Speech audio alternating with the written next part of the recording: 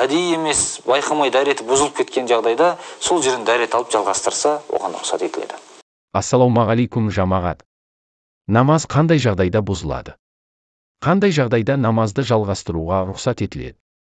Осы және басқа да намазды бұзатын жағдайлар туралы білгіңіз келсе, видеоны аяғына дейін қараңыз.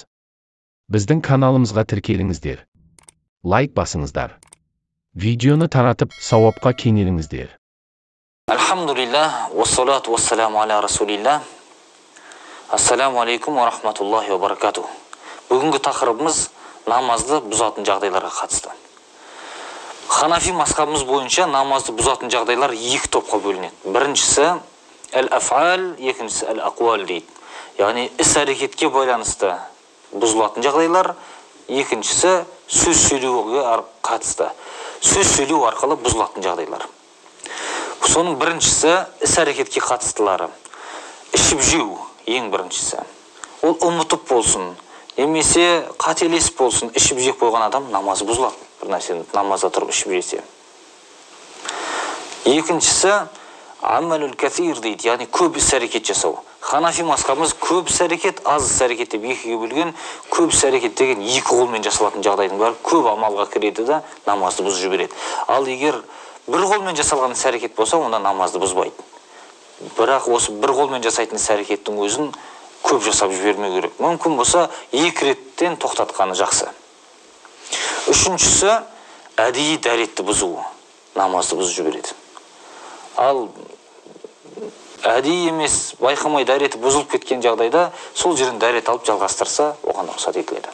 Одан кейінгісі намаз оқып тұрған кісінің 3 қадам қатарынан алға жүруі, немесе артқа болсын, бір жанына болсын, 3 қадам қатарынан жүруі намазды бұзады. Өйткені көп іс-әрекетке кіреді делінген. Одан кейінгісі көкірегін қыбладан басқа бағытқа бұрып жіберуі, бұл да намазды бұзады. Одан кейінгісі намаз оқып тұрған кісінің талып қалуы, бұл да намазын бұзады. Әурет жері ашық күйде, немесе байқа болсын, өзі біліп тұрған күйде, немесе білмей тұрған күйде бір рукын әуреті ашық болып намаз оқыған адам намазы бұзылады. Яғни бір рукунге жетпей тұрып, жаңа әурет жерін жауып қою керек. Немесе нәжіс киіммен бір рукун намаз оқуы, бұл да намазды бұзады. Яғни намазға кедергі болатындай жағдайдағы нәжіс киім болатын болса, бірден ауыстыру керек. Одан кейінгісі өзі естейтіндей дәрежеде адам күлетін болса, намазы бұзылады. Ал енді екінші топқа кіретіні сөйлеу арқылы бұзылатын жағдайлар. Намазда тұрып бір сөз айту, немесе бір сөз сөйлеп жіберуі, бұл намазды бұзады. Ол кісі ұмытып сөйлеген болсын, немесе әдейілеп сөйлеген болса, я болмаса қателесіп сөйлеп қойған болатын болса, ешқандай айырмашылығы жоқ, намаз бұзылады. Бір кісіге сәлем беретін болса, намазы бұзылады. Немесе намаз оқып тұрған уақытында біреу келіп сәлем берсе, оның сәлеміне жауап қайтаратын болса, ва алейкумассалам десе, намазы бұзылып кетеді. Одан кейінгі жағдай адамның намазда тұрған уақытында ақылап үкілеп, ыңырсуы, я болмаса бір нәрсені үрлеуі, бұл нәрселер намазды бұзады. Ал келесісі жылау.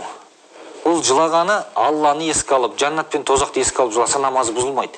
Бірақтан ауруға байланысты, немесе бір қиналып кеткендігінен намазда тұрып жылаған болса, ол намазы бұзылады.